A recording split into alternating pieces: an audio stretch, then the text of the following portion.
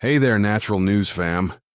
You're tuning into the podcast that brings you the juiciest, most mind-blowing health revelations you won't hear anywhere else.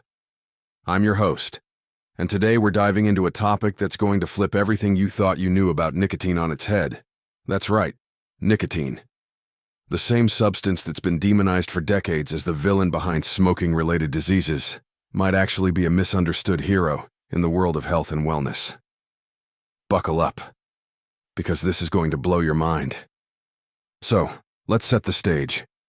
For years, nicotine has been painted as the bad guy, the addictive culprit that keeps people hooked on cigarettes.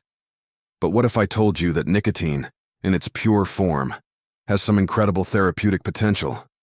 What if it could actually support your immune system, reduce inflammation, and even help with longevity? Sounds wild, right? Well, that's exactly what two leading experts, pharmacist Ben Fuchs and Dr. Bryan Ardis, revealed in a groundbreaking interview on the Health Ranger Report over on BrightLearn.com. And let me tell you, the insights they shared are nothing short of revolutionary. First, let's talk about nicotine's molecular structure.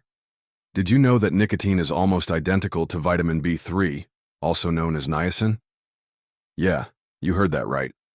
Niacin is a powerhouse nutrient that's critical for skin health, digestion, and even cognitive function. Fuchs pointed out that a deficiency in vitamin B3 can lead to serious conditions like pellagra, which causes skin problems, digestive issues, and even dementia. So if nicotine is so similar to niacin, could it mimic some of those benefits? Fuchs thinks so. He explained that nicotine activates acetylcholine receptors, which play a key role in digestion, learning, and skin health. This means nicotine could actually be a potential ally in managing inflammation and autoimmune conditions like rheumatoid arthritis. Mind blown. But here's where it gets even more fascinating. Nicotine has this dual nature. It's like a molecule with a split personality. On one hand, it's being studied for its therapeutic potential.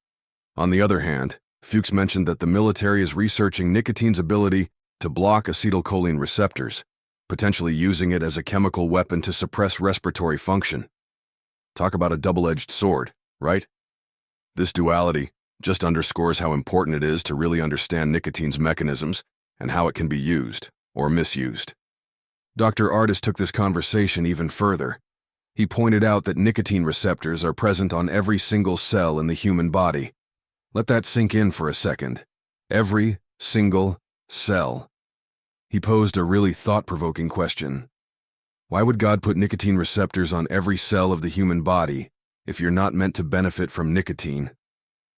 I mean, when you put it like that, it's hard to argue. Ardis explained that nicotine acts as an agonist, which basically means it turns on cell function and allows acetylcholine to transfer between cells. This is why nicotine can actually restore taste and smell in people affected by spike proteins that block these receptors. Yeah, we're talking about long COVID and vaccine injuries here. This is big.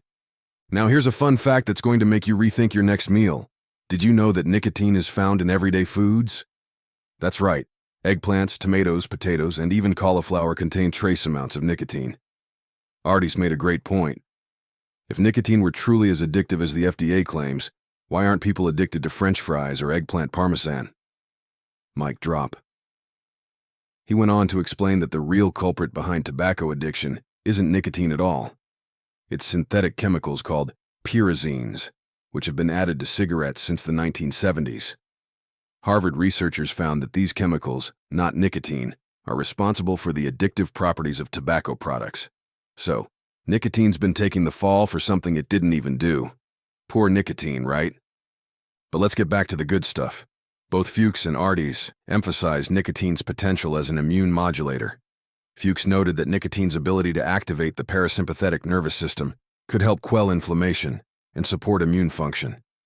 He even mentioned that nicotine is being studied for its anti-inflammatory benefits and its potential to treat autoimmune diseases. Ardis added that nicotine's role in restoring cellular function could be pivotal in addressing long COVID symptoms and vaccine injuries. He explained that when spike proteins bind to nicotine receptors, they shut off cell function. But introducing nicotine can release these proteins and restore normal cellular activity. This is groundbreaking stuff, people. Now here's where things get a little shady. Despite all this promising research, access to nicotine-based therapies is being restricted worldwide. Ardis warned that governments and pharmaceutical companies might be suppressing nicotine's therapeutic potential to maintain control over healthcare narratives. He said they know nicotine works, which is why they're making it harder to access nicotine gum, patches, and other over-the-counter products. It's like they don't want us to know the truth. But hey, that's why we're here, to uncover the facts and share them with you. So, where does this leave us? Nicotine's story is one of paradox and potential. Long demonized as a harmful substance, it's now emerging as a powerful tool for immune health, inflammation management, and cellular restoration. The key, as Fuchs and Ardis revealed, lies in understanding its molecular mechanisms and separating it from the harmful additives found in tobacco products. The question is, will the medical and scientific communities embrace nicotine's therapeutic potential, or will its benefits continue to be overshadowed by its controversial reputation? Only time will tell. This has been a naturalnews.ai summary of an interview between guests Ben Fuchs and Dr. Bryan Ardis and host Mike Adams on September 10th, 2024. The full interview is available at BrightLearn.com, where you can also find podcasts and special reports by Mike Adams and other creators.